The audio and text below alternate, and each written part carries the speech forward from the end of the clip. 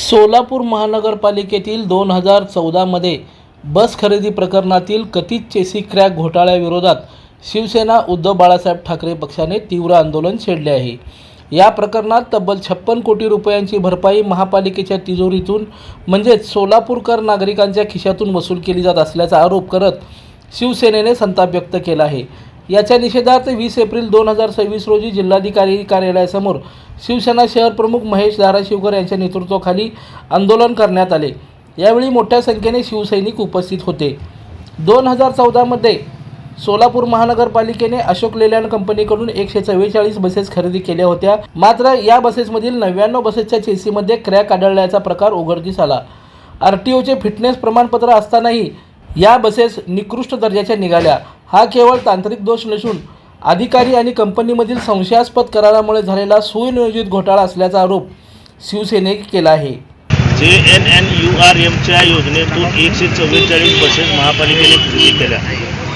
जेव्हा एखादी शासकीय यंत्रणा बस खरेदी करते त्यावेळेस राज्याचा जो परिवहन आयुक्त असतो त्याच्या हाताखालची कमिटी त्या बसेसची तपासणी करून मग त्या संबंधित यंत्रणेला सोपवले जातात किंवा संस्थेला सोपवले जातात। असे असताना 144 पैकी 99 म्हणजे 12 बसेस भंगारात गेल्या आणि कुठल्याही आपण CFL बल्ब जरी घेतला तरी त्याची 1 वर्षाची गॅरंटी मिळते, परंतु या बसची 1 वर्षाची गॅरंटी देखील मिळाली नाही। व चेसी हा बसचा सगळ्यात महत्त्वाचा पार्ट असतो जो अतिशय दणकट असतो, तो खराब झाला तुटला हे आम्हाला पटण्यासारखं नाही। या सर्व भानगडीत त्या बसेस भंगारात गेल्या आणि अक्षरशः त्या बसची आता अक्षरशः रुपये देखील किंमत राहिलेली नाही। परंतु हे करताना ज्या अधिकाऱ्यांनी परिवहन समितीमध्ये ठराव झाला होता की टाटा कंपनीचे आपण बसेस घेऊ, परंतु तत्कालीन आयुक्त गुडेवार यांनी स्वतःच्या अधिकारात मनमर्जी करून अशोक लेलँडच्या बसेस खरेदी केल्या, त्या महापालिकेच्या गळ्यात मारल्या, त्या नादुरुस्त झाल्या, त्यांची कोर्ट कचेरी झाली।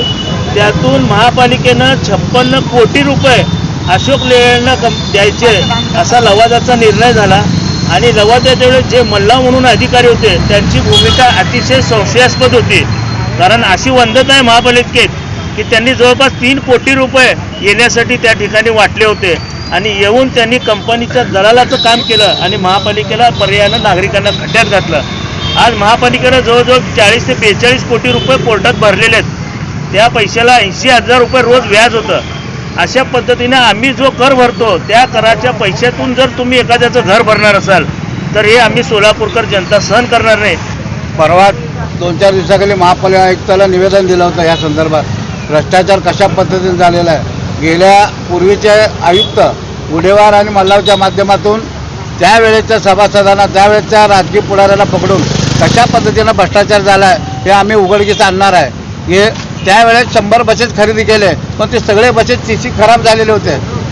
त्या चीसी खराब झाल्यामुळे 100 बसेस भंगारमध्ये काढण्याची पाळी आली, परंतु हा भंगारमध्ये काढल्यानंतर जो बोजा पडला ते सोलापूर शहराच्या नागरिकांवर पडला। कर रूपातून आपल्या वसुली केली जातात। त्याच्या विरोधात आवाज उठवण्यासाठी उद्धव बाळासाहेब ठाकरे पक्षाच्या वतीनं आज निदर्शन केलेलं आहे। आयुक्तांनी भेटून सांगितलेलं आहे आता आम्ही सर्व शिष्टमंडळ आम्ही महापौरांना भेटणार आहेत, परंतु त्या काळामध्ये जे भ्रष्टाचार झालेला आहे त्या भाजपच्या माध्यमातून त्यांच्या सत्ताधाऱ्याच्या माध्यमातून जिथे भ्रष्टाचार झालेला आहे संपूर्ण शहरातला भ्रष्टाचार या महापालिकेला भ्रष्टाचार आम्ही ओढ केल्याशिवाय राहणार नाही। आणि आगामी काळामध्ये तो जिथं तुम्ही सांगता की आम्ही विमान आणलं हे आणलं ते आणलं हे सांगता, परंतु सोलापूर शहरामध्ये परिवहनच्या माध्यमातून 10 बसेससुद्धा फिरत आहेत आणि त्या कर्मचाऱ्याचा पगारसुद्धा होत नाही। त्यामुळं कर्मचारी बी जगलं पाहिजे, परिवहन बी टिकलं पाहिजे आणि जनतेला सेवा मिळायला पाहिजे अशी आमची उद्धव बाळासाहेब ठाकरे पक्षाच्या वतीनं भूमिका आहे। या आंदोलनाप्रसंगी उपजिल्हा प्रमुख प्रताप चव्हाण, सुरेश जगताप, बाळासाहेब गायकवाड, शरणराज केंगणाळकर, दत्ता माने, बंटी बेळमकर, दिनेश चव्हाण, उज्ज्वल दीक्षित, अमित भोसले, राम वाकसे, राजू कुसेकर, योगेश सलगर, राहुल परदेशी, विशाल सोरेगावकर यांच्यासह अनेक पदाधिकारी उपस्थित होते।